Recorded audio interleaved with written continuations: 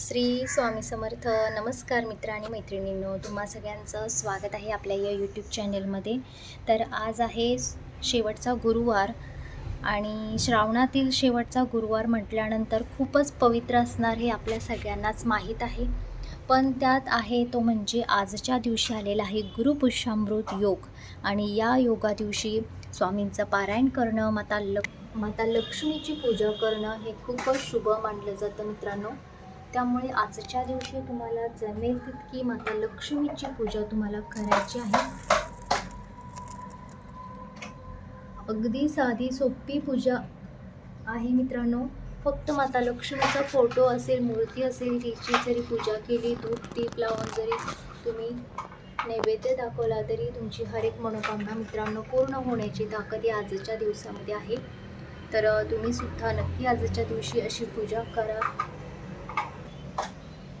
तुमच्यासुद्धा साऱ्या इच्छा पूर्ण होतील मित्रांनो. तर गुरुपुष्यामृतबद्दल अधिक माहिती, या दिवशी कशी पूजा करायची आहे, काय फळ मिळतं, कोणते शुभ आशीर्वाद मिळत असतात, याचा सविस्तर व्हिडिओ मी आपल्या चॅनेलवरती टाकलेला आहे मित्रांनो. तर तिथे जाऊन तुम्ही अवश्य बघावा तो व्हिडिओ आणि आजच्या दिवसाचं सोनं करून घ्यावं. कारण की आज राजयोग असतो, गुरुपुष्यामृत पुष्य नक्षत्र आणि ते पण गुरुवारी येणं म्हणजे खूप भाग्याचं असतं मित्रांनो. असा योग आता पुन्हा या वर्षात तरी नाही आहे. त्यामुळे तुम्हाला जर आजच्या दिवशी कोणते एखादं शुभकार्यता चालू करणार असाल तर त्याचा एक छोटासा का होईना पण आजच्या दिवशी तुम्हाला नारळ फोडून त्याचा प्रारंभ तुम्हाला करायचा आहे. देवापुढे तुम्हाला साकडं घालायचं आहे. तर तो जो काही काम आजच्या दिवशी चालू केलं जातं तो खूप यशस्वी होत असतं. तर मित्रांनो, आजकाल आपण पाहतो की सोनं चांदी एवढं महाग झालेलं आहे की प्रत्येक वेळी घेणं आपल्याला काही शक्य होत नाही. मग अशा वेळेस तुम्ही काय करावं की गुरुपुष्यामृतच्या दिवशी माता लक्ष्मीला एखादी प्रिय वस्तू तुम्ही खरेदी करून आणू शकता.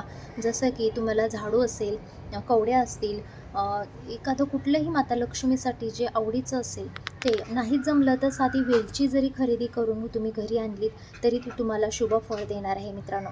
चण्याची डाळ आणि गूळ या दिवशी खरेदी करणंसुद्धा खूप शुभ मानलं जातं. त्यामुळे सुद्धा तुमची अडकलेली कामं जी आहेत ती दूर होत असतात आणि सगळं काही चांगलं होत असतं मित्रांनो.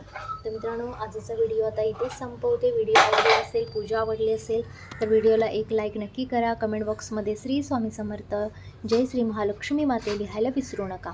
धन्यवाद.